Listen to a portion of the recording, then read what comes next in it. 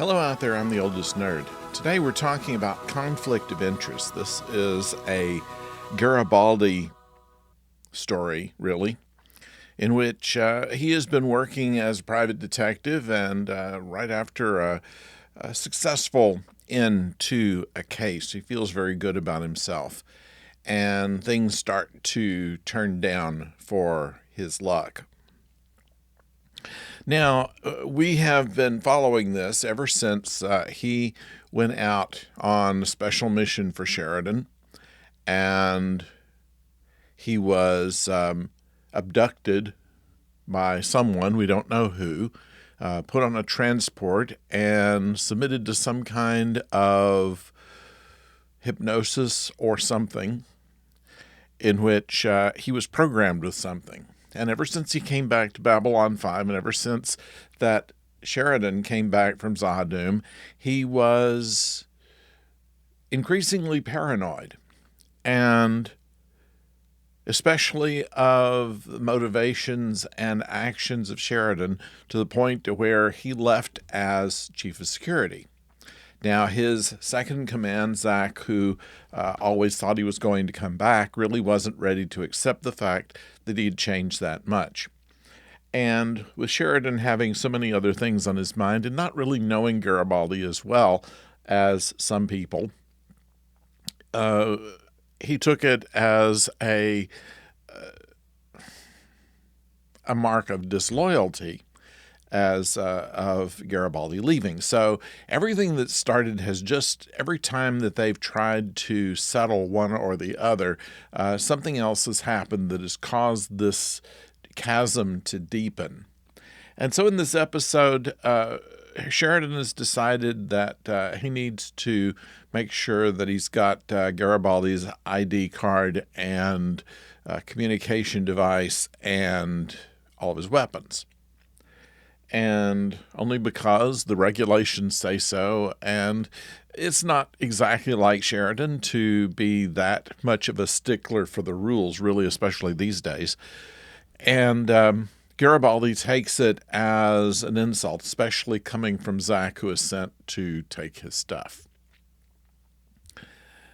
And that causes him to take a job that's offered to him the next day that he might not have taken otherwise. And it ends up to a situation to where he meets a former flame of his. I think that this has been covered in earlier episodes, that he had someone who he was almost married to who left him because he left her basically for Babylon 5 for duty. And there's some regret there, but apparently she'd married well and done well for herself, and finds her on Babylon 5 to have lost this first husband and married again to someone who was considerably wealthier. But we digress a little. This all happens in the episode. But this leads to a job that Garibaldi probably would not have done otherwise and has done this time. And it ends up badly. And it has a situation where Garibaldi doesn't know what's happened, and Sheridan doesn't really believe him when he's asked about this later as to what is this? Who are these people and what were they going after? And without giving away who his client is and all of this, he's not really that understanding of what's going on. And what this is going to lead to, it looks like, is of him being tempted very much to leave Babylon 5 altogether.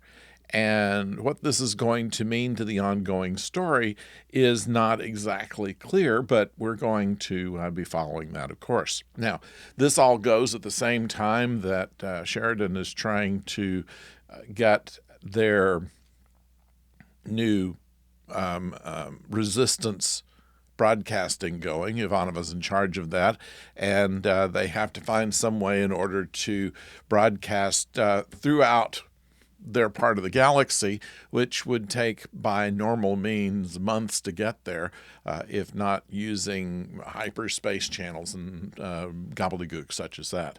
So that's partly what keeps Ivanova busy, and we see a character we haven't seen in a while as a result of that. And it provides a little bit of comic relief, and that in an otherwise fairly intense episode is quite welcomed.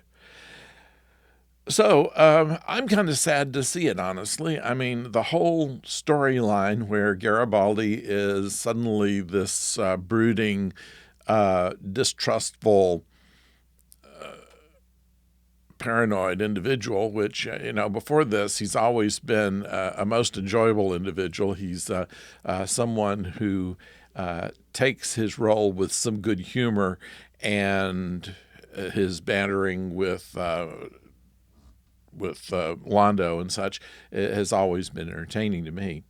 And they did have a little bit of his personality where he's watching a Daffy Duck cartoon. Interesting they picked that. Of course, the